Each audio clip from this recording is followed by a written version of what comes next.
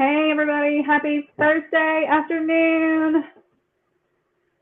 Julie and I are joining you today all about the Dubsado onboarding. Yay. Awesome. We're going to wait a couple of minutes here, Julie, and let's let some people hop on. Let me let everybody know in the group that we are live. Make sure we're good to go over there. Okay.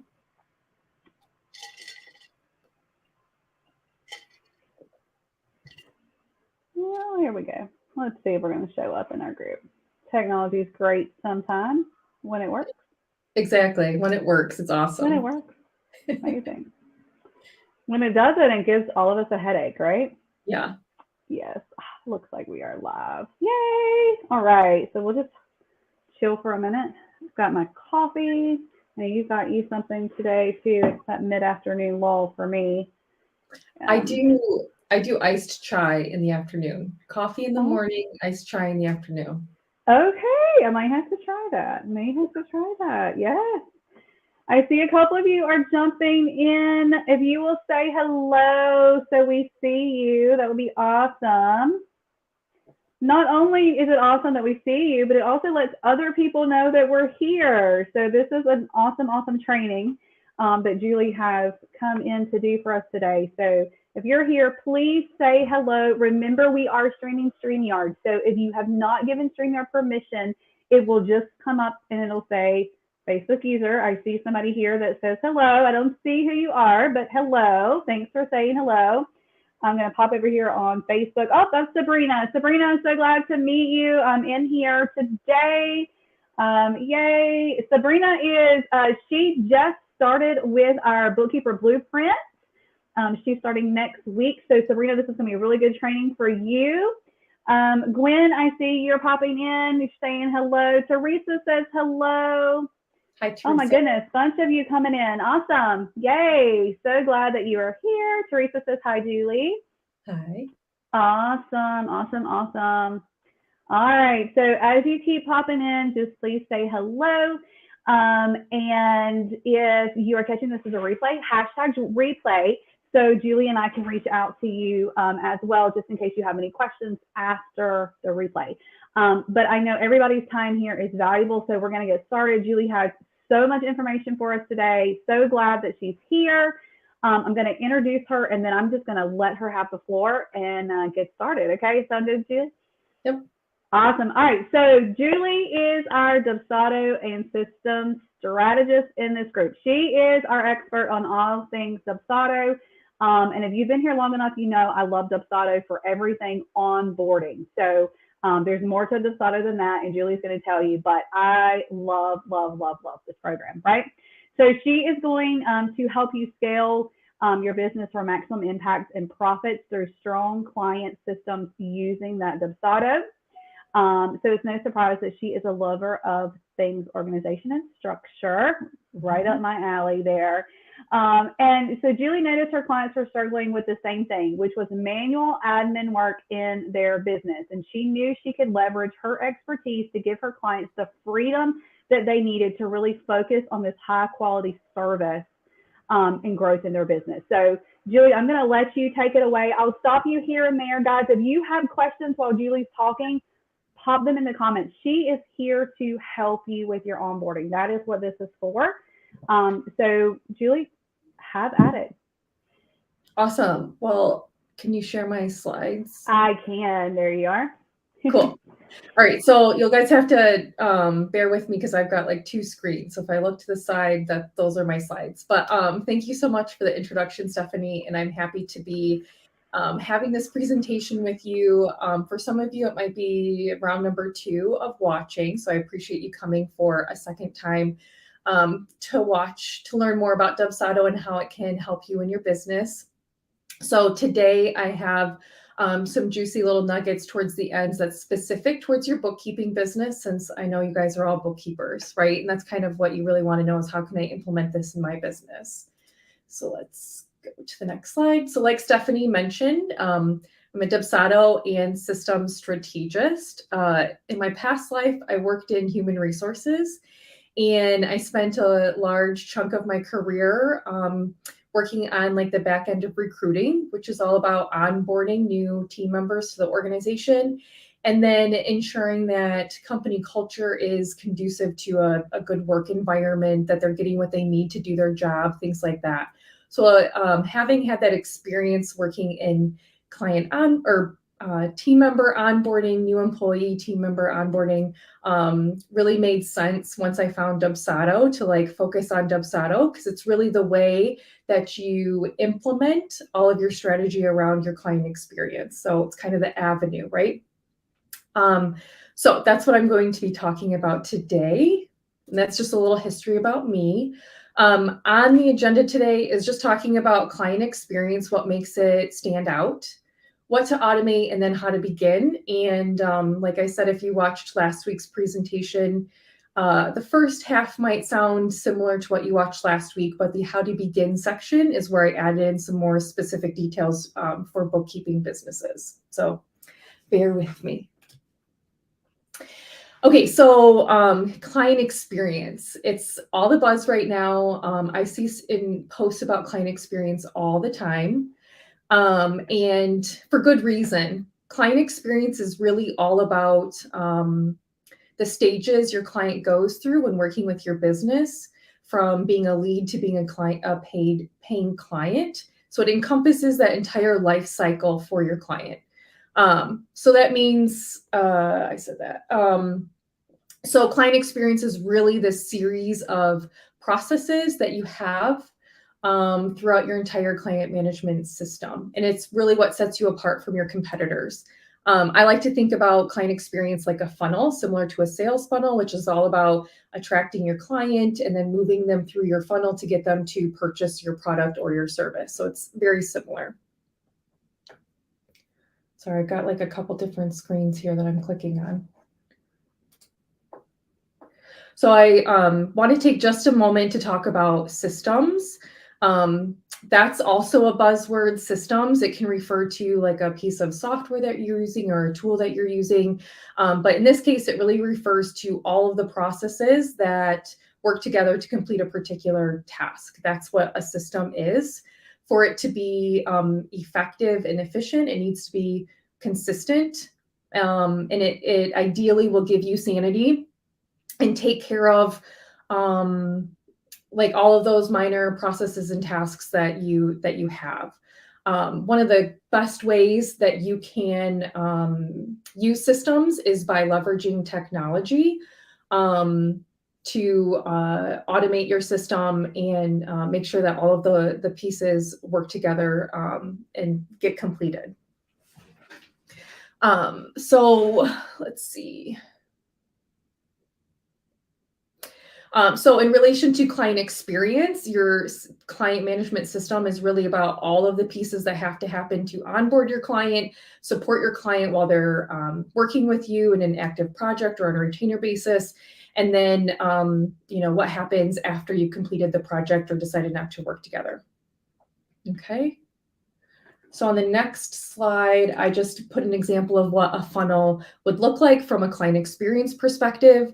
It's a general outline. You might have additional stages or like sub-stages within each stage here of the funnel, but generically speaking, you're going to have a lead that moves into onboarding, active client, and offboarding stages. There might be additional stages after offboarding if they become a repeat customer of yours or a referral partner for you, anything like that, or sign on to a new product. There might be additional stages, but in general, these are the stages that you're going to move a client through as part of your funnel.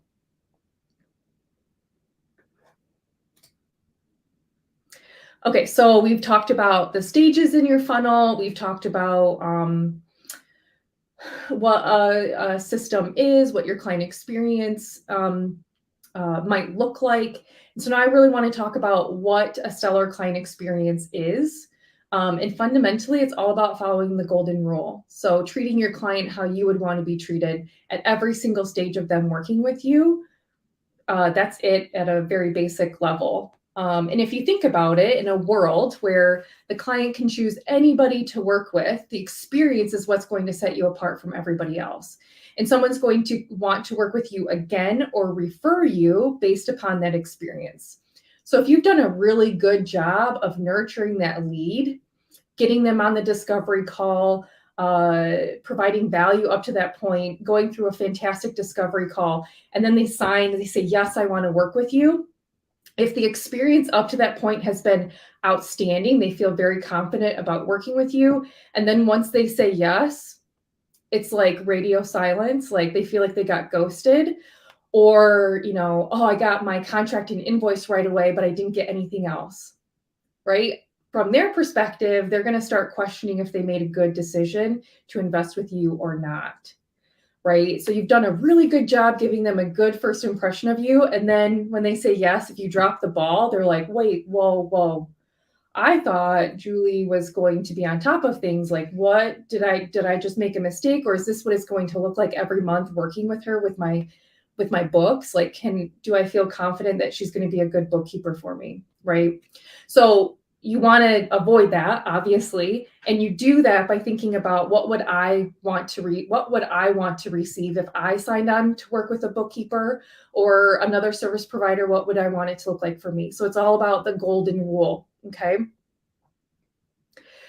So with that in mind, I have some questions that are really good to ask yourself as you're developing your client experience and figuring out, like, what do I really want it to look like? So first and foremost, what would be important to you on the client end, right? Like, what would be important to you? As a service provider, what are common questions that come up when you sign new clients? What have past clients been confused about? That could be like steps in your process or even terminology. What needs to happen for your project or your retainer to be successful? Okay, that's information sharing or information gathering, things like that. And then what would make your client onboarding, execution, and offboarding easier for you? So those are some important questions to think about. And if you create an experience based off of those answers, you're really going to have a stellar client experience that works for you and for your client.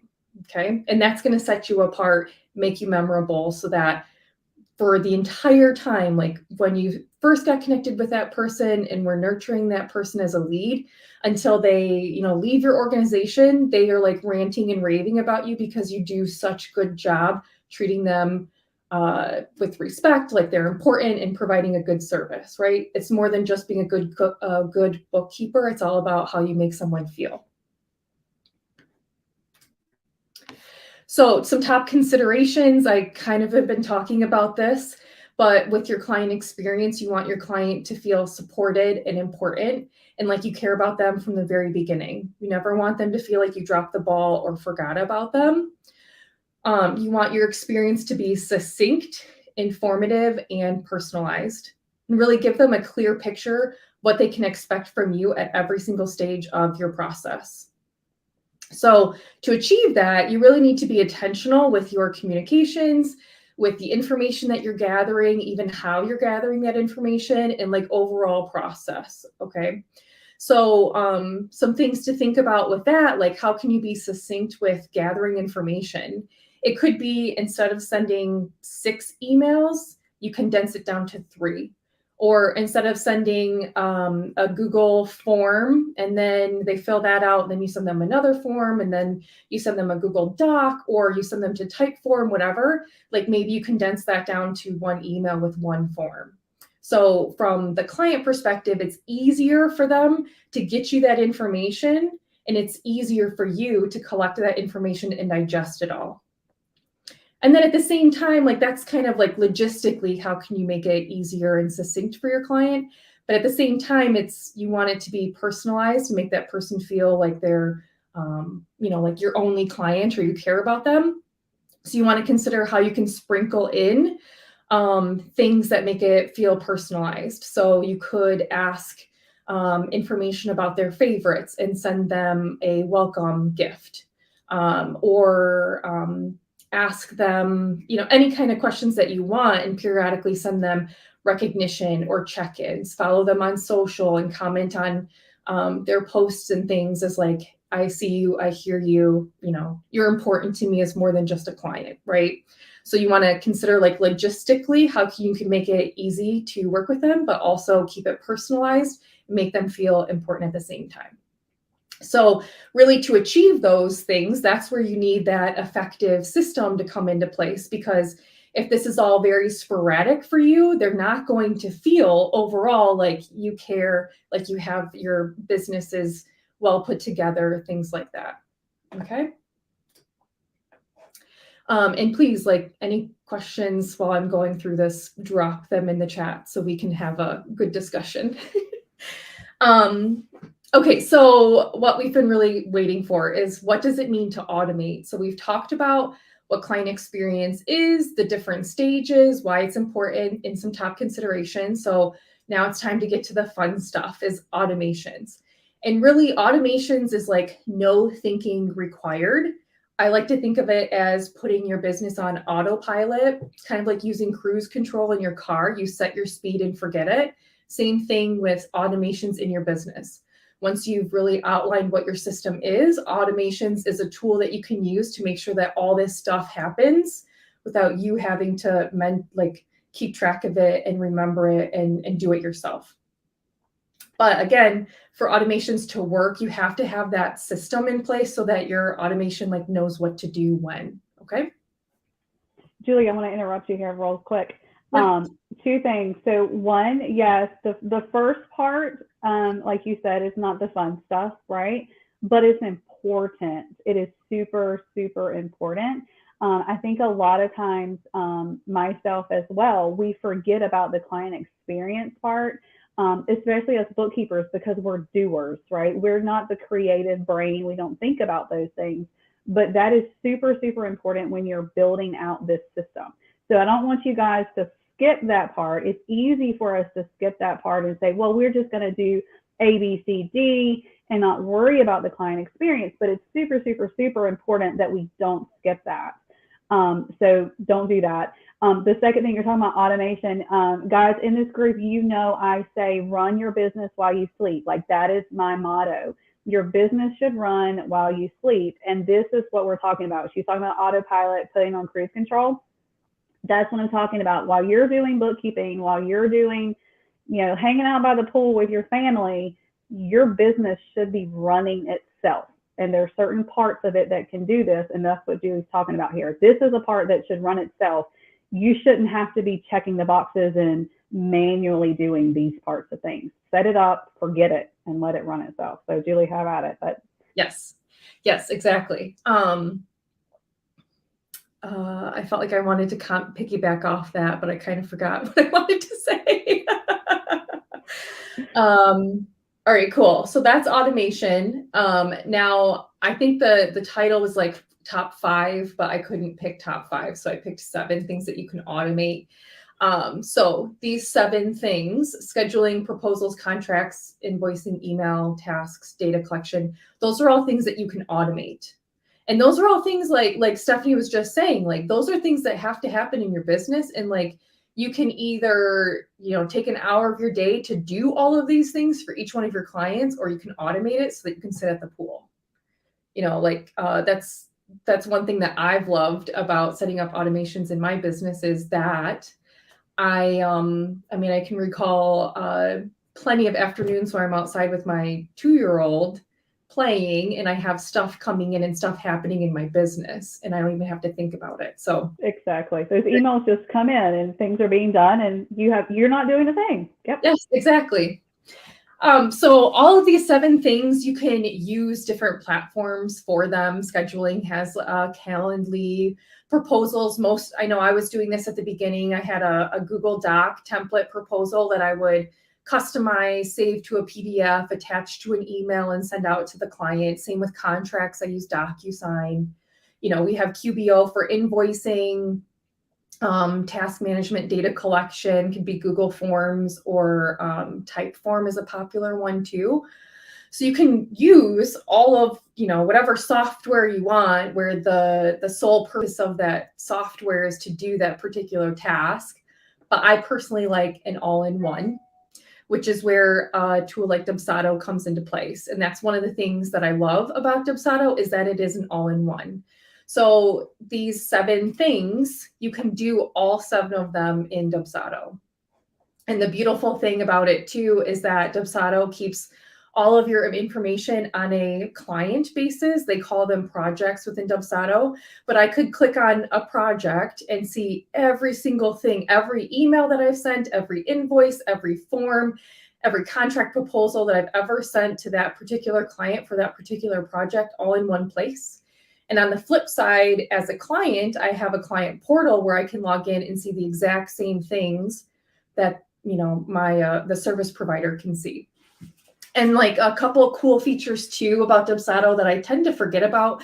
I don't use them that often, but there's notes that you can keep that are not visible to your clients. And there's even like a time tracking thing that you can keep on a project basis. And there's a way to do invoicing from that. Not that we recommend that you're like billing by the hour, but it is there in the event anyone ever needed it. So there's like lots of really cool features in Dubsado, but just the fact that you can keep everything all in one place per client is awesome. So I like to think of, I could go on and on about the benefits of an all-in-one, but you guys all know that. Okay, so we've talked about a lot of information, client experience, automations, the things you can automate. Now is like, where do I even start? And that's what a lot of people struggle with. It's the toughest part, is just getting started. Oh, I saw a question Teresa had, so she found it. Okay, cool. There's lots of decisions to be made, and sometimes people get decision fatigue. And I know logging into Dubsado is the first time you just look at it and you're like, where do I go for what? Like, what does all of this mean? This is too much. You try to, figure it out as you go, and it's confusing. And did my invoice actually send? Like all of those things, right? So it could be a challenge, but the important thing is that you just start, okay? So I'm going to break it down into 4 steps for you. To get started, you just need to spend time defining your system. All of the little pieces, like what am I going to do when? What does it look like? Decide on what tools you're going to use for automation, creating your templates and implementing, and then going live and adjusting as you go. So really all you need to do to get started is just figure out what your client system is. What is it going to look like? All right. So in regards to, for the rest of this, I'm just going to assume that you're using Dubsado. So I'm going to speak specifically to Dubsado. But the first thing that you need to do is just outline all of your steps that need to happen. I like to do it in chronological order, right? Like when this happens, then this, and this, and this. And you always start with like when the client says yes. So a lot of times we want to do the conditional logic, like, well, they can sign my contract or they can not sign my contract, and then this would happen. But if they sign, then this needs to happen. Always start with the assumption that they said yes and they took the action that they needed to do, and start with what that process looks like, because you can build out the no process at a later point in time. Okay. So I like to go through with my clients, I do a strategy and process mapping session to outline all of the steps that need to happen and when they need to happen. You also want to consider at this stage, like, did I have it here?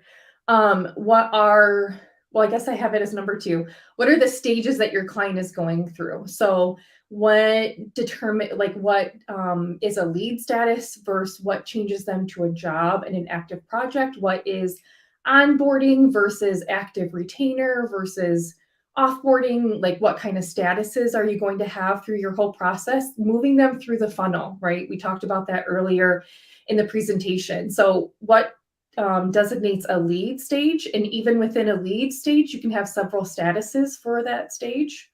Likewise with onboarding, likewise with active project. Okay, so define what your process is when they say yes, what that's going to look like, what are the stages that they are going through, and also, does this system meet your goals? Is it something that's automated? Is it something that's a reflection on you as a business owner? Your business, is it like giving your client the feeling that you want them to have? Is it collecting the information that you want to collect? Giving the information that you want to give? Does it meet your overall goals of your system? Okay. I'm looking at my notes because I went a little bit ahead. Okay, so mapping out your process can be as simple as like writing it down on a piece of paper, using Excel, Lucidchart. I have even done sticky notes where I like to write stuff on sticky notes and put it on the wall to map out what my system looks like. So those have been helpful. I talked about looking at your stages. Okay, good. Any questions here? Okay.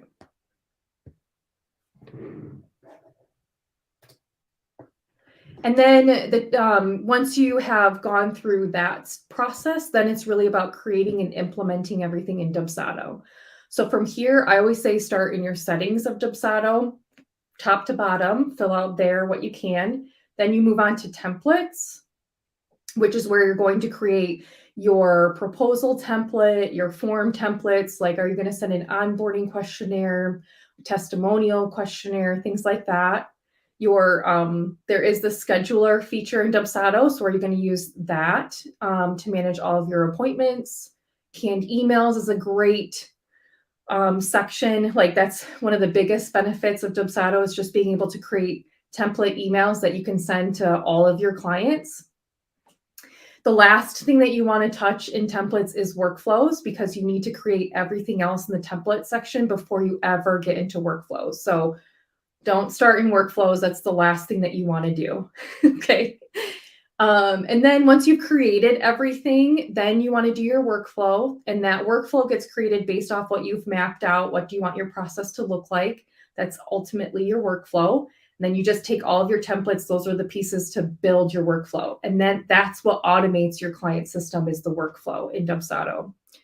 From there, you want to test. So I always have a project in Dubsado that's called like sample, test, project, test, sample, whatever. And I put my personal email address in that project so that I can test my entire workflow, all of my emails, all of my forms with my personal email address. So before I ever apply a new workflow to a brand new client, I always test it with myself first. Then once you're confident with what you've tested, then it's time to go live, where you embed your scheduler link to your website, social media accounts. You can do a public proposal. You can, whatever it is, whatever the start of your funnel is, that's where you want to embed that where you need to, and start collecting new leads through your new process, so that when they come in, they're automatically have that workflow applied to them, and everything is automated on what needs to happen to move them through your client funnel, basically. Okay. Any questions in the chat?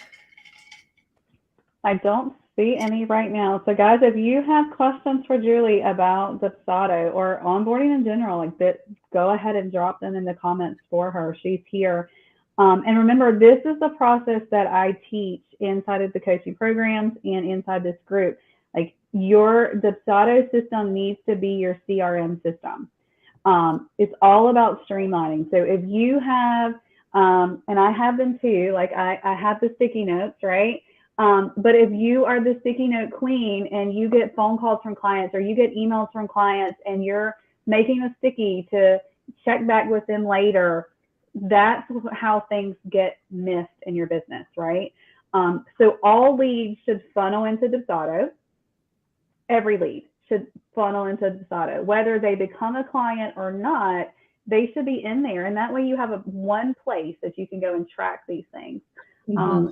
So it's super, super important. Not sure when to ask. Oh, hold on. Let me make sure I'm catching you right here, Teresa. What are we asking? Not sure when to ask, what to ask.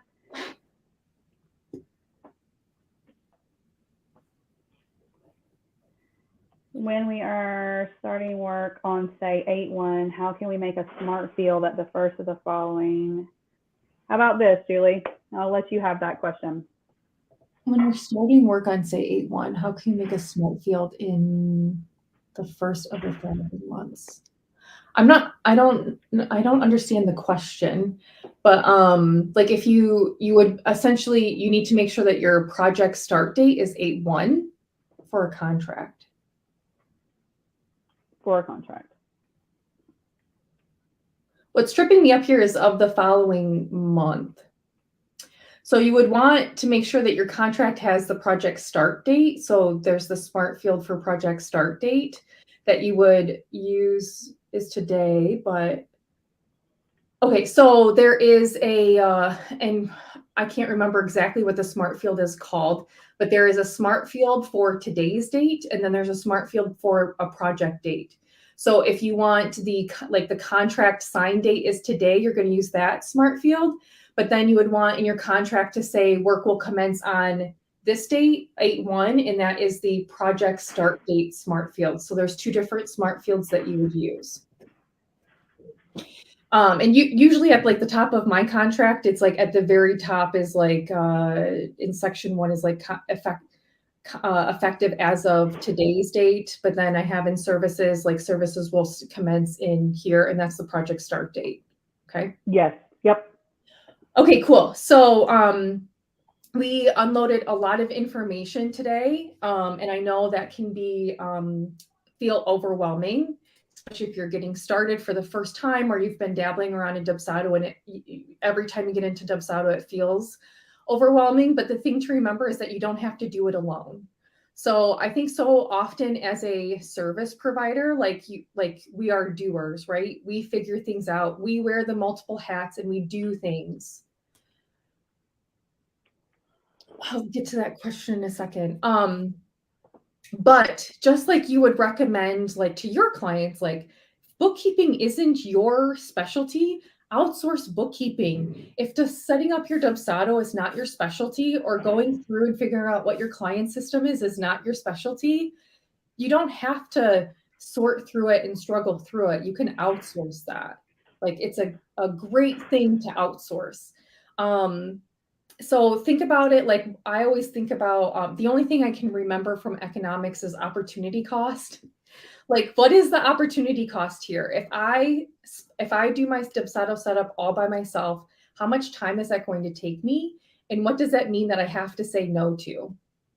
Or what does that mean that I have to push off to set up my systems? Or conversely, if I'm like, I know it's going to take me like 3 weeks to get this done, so I'm not going to do it. I'm going to focus on lead gen. What happens when you sign 3 clients in 1 month and your entire client onboarding process is manual, right? Or sometimes I have people come and they say, well, I'm only working with 2 clients and I do retainers, so I don't onboard clients all that often, whatever. Well, again, what happens if both of them or even one of them is like, I'm going to cancel? And then you have to go out there and find a new client and do everything manually. But like the last time you onboarded a client was 6 months ago. So then you're like scrambling through your email, like trying to figure out, well, what did I do the last time? Where's my contract? Where's my proposal? Make all these decisions when you just want to boom, boom, boom, sign that client and get started working with them, right? So you really have to think like, what is the opportunity cost here? If I push it off, what happens? If I do it myself, what happens? And if I outsource it, what happens? And if you decide that you want to outsource it, then I have 2 different ways that I work with clients. The first is a full setup of your Dubsado account. So we start with the process mapping session, which is again outlining what your process is today, what have you been doing, and then really looking at like what do you want to do in the future.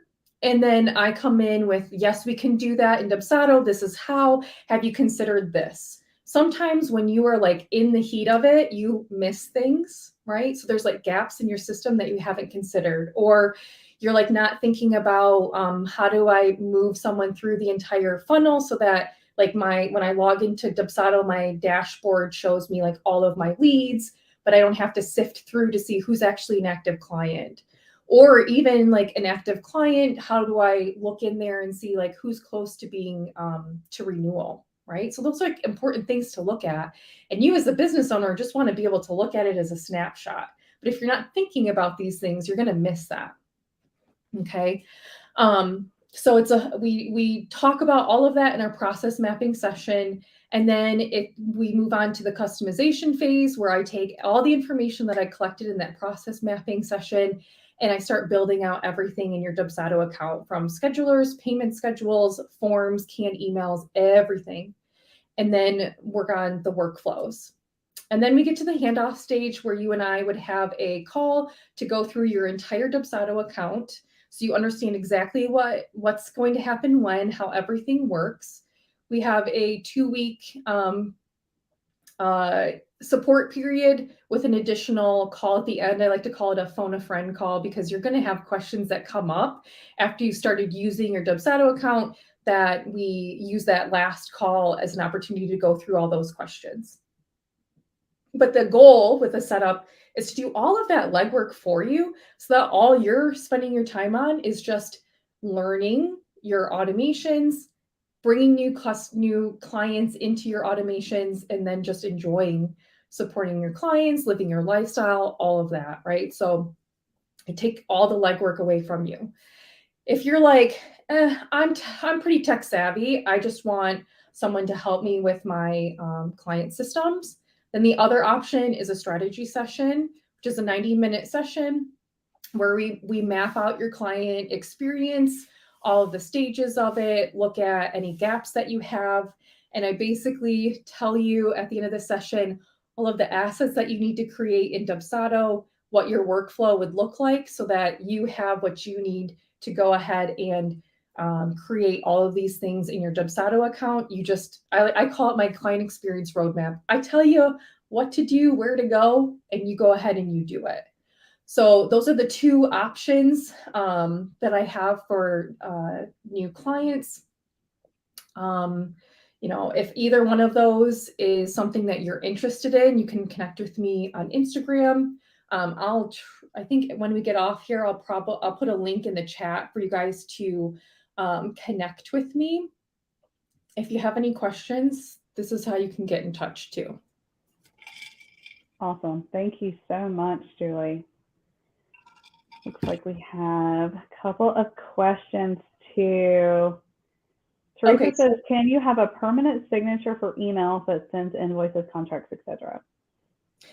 Okay, so yes, there is. If you go under canned emails, there's a button that says signature, and make sure you make that look like whatever you want it to. And then in your email templates, you're going to use the smart field for brand email signature, and then it will populate your email signature on every single email. How do I send them 3 days early? So on your payment schedule, you would want to put in a reminder 3 days before the due date. And then in that email, I think you can put the link to the invoice. If they want to pay it early, they can just click the invoice link. But you would send a canned email 3 days prior to the due date. Yes, it can do so much. Oh my goodness, it can do so much. Yeah. Well, and I didn't even mention that you can link your QuickBooks QBO to Dubsado. So I always recommend doing all of your invoicing in Dubsado, and then it will sync to your QuickBooks. So it will show up there as like an open invoice, but it will also match the payment when you receive payment through Dubsado.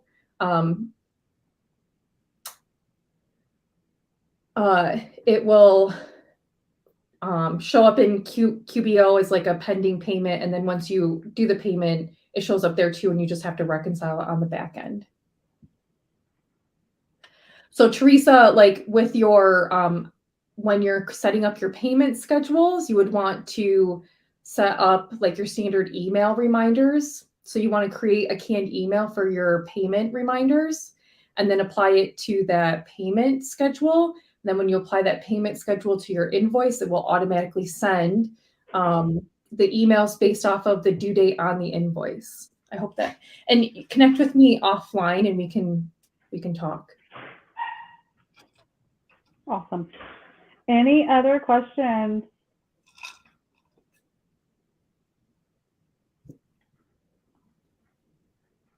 All right. Well, if there are any questions, pop them in the comments. If if you've watched this all the way through and you still have questions for Julie, pop them in the comments below. And Julie is in the group, so she's here all the time. She's our expert on Dubsado in the group. So if you have any questions, feel free to reach out to Julie. She's here to help you. She knows her Dubsado stuff. And Julie, I believe Dubsado has a sale going on right now. Is that right?